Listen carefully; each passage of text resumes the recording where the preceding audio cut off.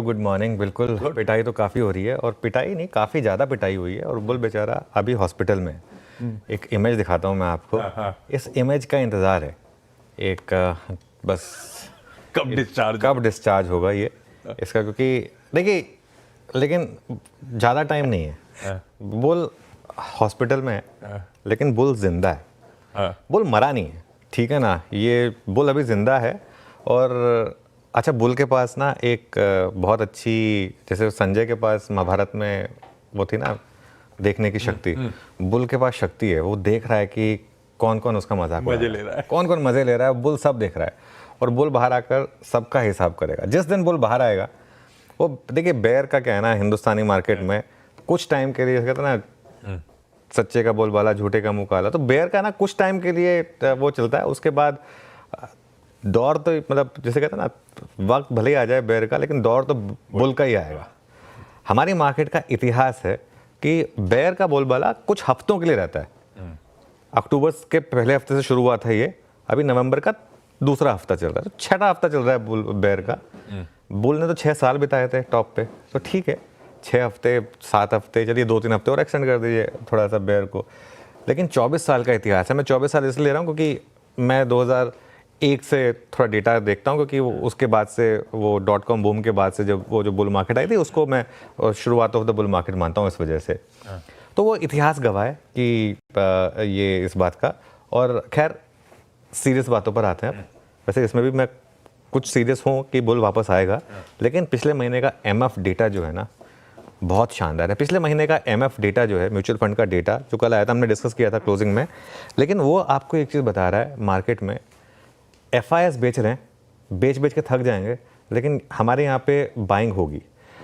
अब अच्छा देखिए, पहले तो म्यूचुअल फंड के डेटा पे आते हैं। कमज़ोर बाज़ारों में भी इन्वेस्टर्स ने भर के पैसा डाला है। अक्टूबर में 42,000 करोड़ का इन्वेस्टमेंट आया है। 44th महीने इक्विटी फंड्स में पॉजिटिव निवेश है। और SIP, मुझे सबसे ज़्यादा कल डेटा अच्छा लगा वो SIP का डेटा था। कल SIP का डेटा 25,000 करोड़ के पार हो गया। मुझे याद है जब ये 16,000 करोड़ क्रॉस हुआ था, तब मैंने एक रील बनाई थी कि $2 बिलियन क्रॉस हो गया। वहाँ से 1 साल नहीं लगा, 2 बिलियन 3 बिलियन में कन्वर्ट हो गया। विजय केडिया जी आए थे उस दिन मेरे शो में, जब मैंने वो बोली थी। उन्होंने कहा था कि 16,000 करोड़ महीना बहुत जल्दी 16,000 करोड़ रुपए हफ्ते में भी कन्वर्ट हो जाए तो हैरान मत होना। ये उस तरीके का मार्केट है।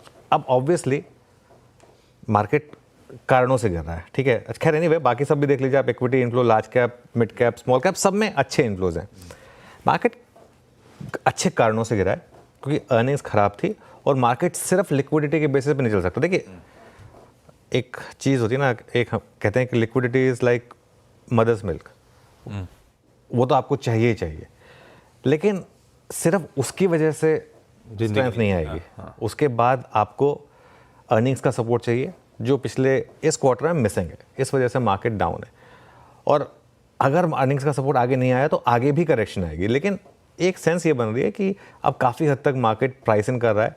पिछले 2-3 दिन का प्राइस बिहेवियर, पिछले 2-3 दिन का FI का बिहेवियर कुछ साइन दे रहा है यहाँ पर कि एटलीस्ट लार्ज कैप में, मिड कैप की कहानी अलग है, लार्ज कैप में एटलीस्ट कुछ हद तक अब जो सबसे खराब प्राइस एक्शन था वो शायद आउट ऑफ द वे हो। हाँ, कुछ टाइम करेक्शन हो सकता है, पॉसिबल हो, मूविंग एवरेज कैचअप करें, 200 मूविंग एवरेज कैचअप करे, ये पॉसिबल है।